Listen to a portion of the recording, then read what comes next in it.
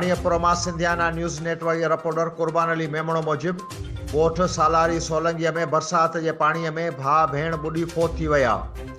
फोत थियलनि में 13 वरियनि जो मासूम आज़ाद सोलंगी, 12 सालनि जी सवेरा सोलंगी, वलद ग़ुलाम हुसैन सोलंगी फोत थी विया आहिनि। फोत थी वियलनि जे वारसनि ग़ुलाम हुसैन सोलंगी, मुरीद सोलंगी, अली शेर सोलंगी, ग़ुलाम कंबर सोलंगी मीडिया सां ॻाल्हाईंदे चयो त बरसात जे पाणीअ खे 4 महीना गुज़री विया आहिनि, पर बरसात जो पाणी नेकाल न थी सघियो आहे। असां केतिरे ई दफ़ा बाला ऑफिसरनि खे दाहियूं आहे, पर असांजो ॻोठ सालारी सोलंगी मां पाणी नेकाल न थी सघियो आहे। अहिड़ी दरख़्वास्त कोर्ट में पिणु दाख़िल थियल आहे।